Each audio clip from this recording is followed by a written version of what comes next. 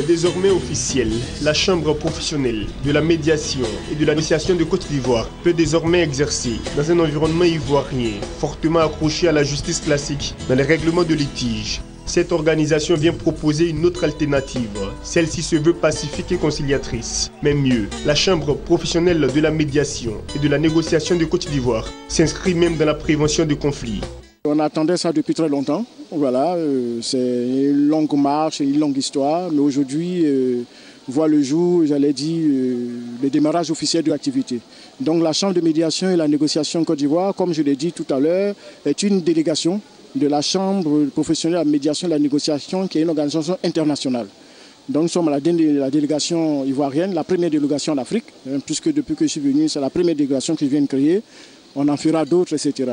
Alors comme on l'a dit, notre objectif, comme une chambre, comme toute chambre, c'est un syndicat, c'est de défendre, j'allais dire, la profession, son développement, et puis surtout d'assurer le bien-être professionnel et puis moral de ses membres.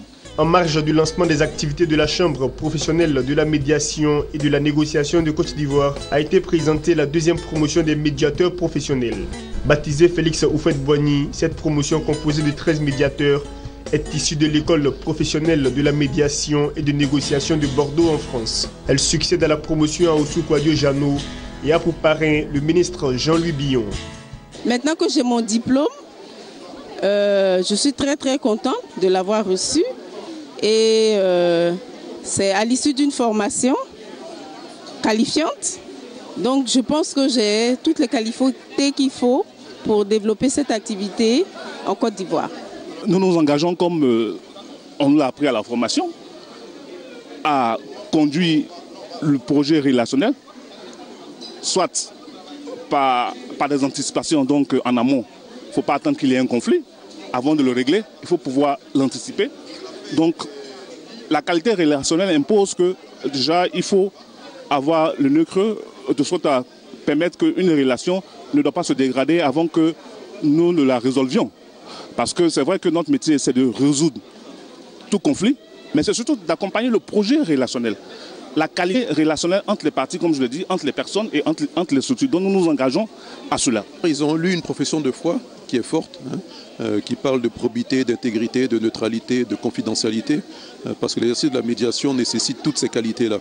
Et c'est un nouvel outil à la disposition des Ivoiriens pour plusieurs problématiques, pour anticiper sur les conflits éventuels ou les mésententes en entreprise.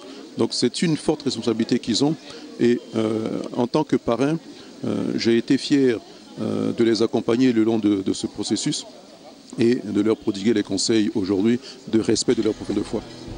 Bienvenue et félicitations. La médiation et la négociation sont de nouveaux modes de règlement de conflits. Ils n'ont pas la prétention de se substituer à la justice classique, mais ont l'avantage de laisser les parties décider d'elles-mêmes, avec un gain de temps considérable et surtout un souci de préserver les liens des différentes parties après le règlement du litige.